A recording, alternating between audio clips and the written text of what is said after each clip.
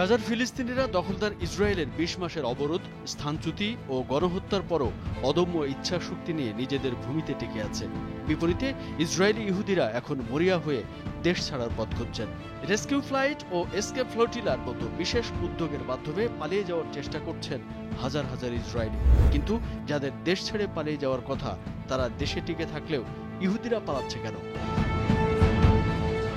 ২০২৩ সালের ৮ অক্টোবর থেকে শুরু হওয়া ফিলিস্তিনে গণহত্যা ও যুদ্ধ পরিস্থিতির পরপরই ইসরায়েলি পরিসংখ্যানে দেখা যায় ৮২,০০০ ইসরায়েলি ইহুদি দেশ ছেড়েছেন। বেসরকারিভাবে এই সংখ্যা প্রায় ৫ লাখ বলে ধারণা করা হচ্ছে। একই সময়ে বহু ইসরায়েলি নাগরিক যুক্তরাষ্ট্র, কানাডা, ইউরোপে পাড়ি জমানোর জন্য আবেদন করে যাচ্ছেন। গাজায় সহায়তা বিতরণ কেন্দ্রগুলোতে হামলা, ক্ষুধার্ত মানুষদের হত্যার মাধ্যমে ইসরায়েল যে ভয়াবহ মানবাধিকার লঙ্ঘন করছে, ঠিক সে সময়ে ইরানের পাল্টা হামলা পরিস্থিতিকে আরও ভয়াবহ করেছে। ইসরায়েলি বেসামরিক নাগরিক, দ্বৈত নাগরিকত্বধারী এবং পর্যটকরা এখন দেশ ছাড়তে মরিয়া হয়ে পড়েছেন। তবে পরিস্থিতি এমন জায়গায় পৌঁছেছে, ইসরায়েলি সরকার সম্প্রতি একটি সিদ্ধান্ত গ্রহণ করেছে, ফলে ইসরায়েলের দেশ ত্যাগ কার্যত নিষিদ্ধ হয়ে গেছে। যদিও সম্প্রতি যুদ্ধের কারণে দেশ ত্যাগ বেড়েছে, তবে ইসরায়েলি ইহুদিদের এই প্রস্থান নতুন কিছু নয়।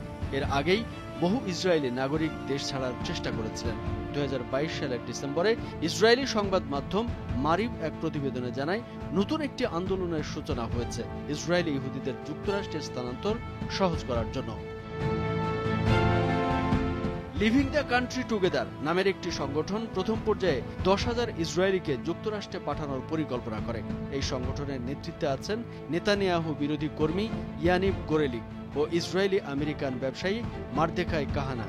ইসরায়েলি ডেমোগ্রাফার সার্জিও ডেলা পেরগোলার মতে, ইসরায়েল থেকে ইহুদি জনগোষ্ঠীর এই ব্যাপক প্রস্থান জাতিগত সংকট তৈরি করেছে। এই পরিস্থিতি রুখতে ইসরায়েলি সরকার গত সপ্তাহে নতুন একটি নীতিমালা চালু করে। এর আওতায় যে কোনো ইসরায়েলি নাগরিককে দেশ ত্যাগ করতে হলে সরকারি কমিটির অনুমোদন নিতে হবে। তারা দেশ ছাড়তে চাইলে বিমান সংস্থাগুলো টিকিট বিক্রিতে বাধা দিচ্ছে। ইসরায়েলি পরিবহন মন্ত্রী মিরি রেগেভের নেতৃত্বে এই নিষেধাজ্ঞা কার্যকর করা হয়েছে। ইসরায়েলের শীর্ষস্থানীয় দৈনিক হারেজ্জ লিখেছে, ইসরায়েলিরা বিপদের মধ্যে দেশে ফিরতে পারে, কিন্তু বিপদ থেকে পালাতে পারবে না।